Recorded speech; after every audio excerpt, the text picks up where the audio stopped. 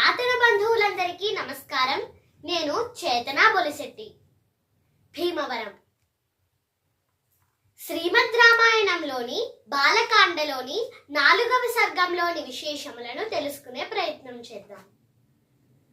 బ్రహ్మదేవుల వారి అనుగ్రహంతో దివ్య జ్ఞానమును పొందిన వాల్మీకి మహర్షుల వారు కోసలాధీశుడైన శ్రీరామచంద్రుని చరిత్రను శబ్దాలంకార శోభలతో అద్భుతముగా రచించారు.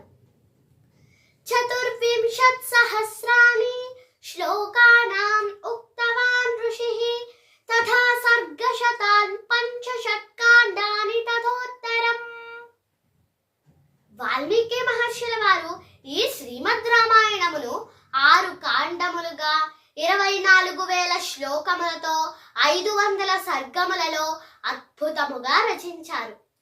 తరువాత మహర్షుల వారు ఉత్తరకాండమును రచించారు. శ్రీరామ పట్టాభిషేకానంతర గాథను, అశ్వమేధ యాగమునకు ముందు జరగనున్న వృత్తాంతమును మహర్షుల వారు ఉత్తరకాండంలో రచించారు. తరువాత మహర్షుల వారు ఈ శ్రీమద్ రామాయణం మొత్తమును పూర్తిగా కంఠస్థం చేసి గానం చేయగలవారు ఎవరు అని ఆలోచించసాగారు. అటువంటి శిష్య ప్రాప్తికై మహర్షుల వారు భగవంతుడిని ధ్యానిస్తూ ఉండగా అప్పుడే ముని బాలుర వేషంలో ఉన్న లవకుశులు మహర్షుల వారి వద్దకు వచ్చి ఆయన పాదములను ఆశ్రయించారు. గురు శుశ్రూష చేయుటలో నిరతులు, నిష్ఠ కలిగిన రాజకుమారులు, సమాన స్థాయిలో గానము చేయగల సోదరులు, చక్కని గాత్రము కలవారు అయిన ఆ కుశలవులను మహర్షుల వారు స్వీకరించారు. అప్పుడు మహర్షుల వారు ఈ శ్రీమద్ రామాయణమును పూర్తిగా కంఠస్థం చేసి గానం చేయగల సమర్థులు వీరు ఆ గానమును చేయగలరు, వీరు దానికి సమర్థులు అని మహర్షుల వారు తలచారు. వేదతుల్యమైన రామాయణమును గానము చేయుటకు, వేదార్థములను వ్యక్తపరచుటకు, ధారణ చేయుటలో గట్టి శక్తి గలవారు, వేదాంగములను అధ్యయనం చేసిన వారైన ఆ మునిబాలుర వేషంలో ఉన్న లవకుశులను మహర్షుల వారు స్వీకరించారు. అప్పుడు మహర్షుల వారు వారిని స్వీకరించి ఈ శ్రీమద్ రామాయణంలో శ్రీరాముని వృత్తాంతము, సీతాచరితము, రావణ వధ వర్ణించబడినందువల్ల దీనిని శ్రీమద్ రామాయణము అని, సీతాచరితము అని, పౌలస్త్య వధ అని మహర్షుల వారు ఆ కుశలవులకు ఉపదేశించారు. పాఠ్యే గేయే చ మధురం ప్రమాణైస్త్రిభిరన్వితం జాతిభిః సప్తభిర్బంధం తంత్రీలయ సమన్వితం. ఈ శ్రీమద్ రామాయణము చక్కగా పఠించడానికి, మధురముగా గానము చేయడానికి అనువైనది. త్రిశ్ర, చతురస్ర, మిశ్ర ప్రమాణములతో లేదా ధృత, మధ్య, విలంబిత ప్రమాణములతో అలరారుతుంది. స, రి, గ, మ, ప, ద, ని అనే సప్తస్వరములతో కూర్చబడి వీణాది తంత్రి వాద్యములపై, మృదంగాది లయవాద్యములపై వాటితో పలికించుటకు అనువైనది. శృంగార, వీర, కరుణ, హాస్య, రౌద్ర, భయానకాది నవరసములతో పరిపుష్టమైనది. ఆ కుశలవులు ఇద్దరు సంగీత శాస్త్రంలో ఆరితేరిన వారు. ఏమాత్రము లోపం లేకుండా గురువు గారి ఉపదేశం ప్రకారం శ్రీమద్ రామాయణమును పూర్తిగా కంఠస్థం చేశారు. వారిద్దరూ ఈ శ్రీమద్ రామాయణమును పూర్తిగా కంఠస్థం చేశారు. ఒకనాడు వాల్మీకి మహర్షుల వారి ఆశ్రమమునకు స్థితప్రజ్ఞులైన మహర్షులు ఎందరో వచ్చారు. అప్పుడు వారందరి సమక్షంలో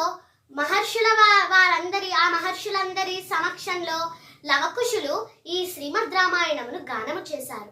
ఈ కావ్యగానమును విని ఆ మహర్షులందరూ పరమాశ్చర్య భరితులై ఆనందాశ్రువులతో బాగు అనుచు ఆ కుశలవులపై ప్రశంసల జల్లు కురిపించారు.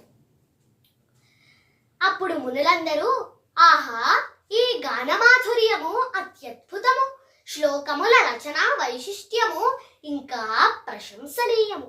ఇది మునుపెన్నడో జరిగిన వృత్తాంతమే అయినా నేడు కళ్ళకు కట్టినట్లు కనబడింది అని కొనియాడారు. ఈ కుశలములు ఇద్దరు శ్లోకములలోని భావములు చక్కగా లయబద్ధముగా శ్రావ్యమైన రీతిలో సప్తస్వర సంపదతో మధురముగా గానము చేశారు. వారి గానమునకు ఆనందించిన మహర్షులు ఒకరు కలశమును, మరొకరు కమండలమును, జింక చర్మమును, వల్కలములను, మెత్తని ఆసనమును, యజ్ఞోపవీతమును, మేడిపీఠమును, దర్భములత్రాడును, జింక చర్మమును, జపమాలను, కౌపీనమును, కాష్ఠరజ్జువును, ఇంకా ఉత్తరీయమును, యజ్ఞోపవీతమును, యజ్ఞ పాత్రను, సమిధలను వంటి వస్తువులను ఆ మహర్షులు కుశలవులకు కానుకలుగా ఇచ్చారు.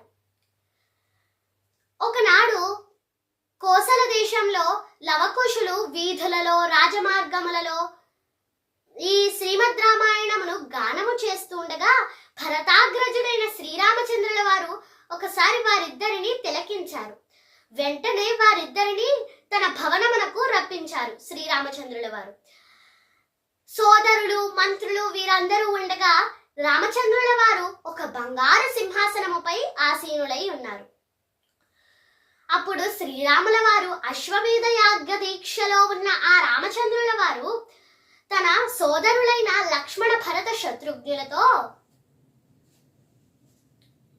ఈ మునిబాలన వేషంలో ఉన్న ఈ బాలకులు, ఈ ఇద్దరు లవకుశులు చేసే విచిత్రార్థ పద విలపితమైన వృత్తాంతమును వినండి, ఈ ఇద్దరు చిరంజీవులు చేసే ఈ వృత్తాంతమును వినండి, ఈ గానమును వినండి అని ఆ శ్రీరామచంద్రుల వారు ఆ వారితో ఆ విధముగా పలికి ఆ బాలులను పాడుటకు ప్రోత్సహించారు.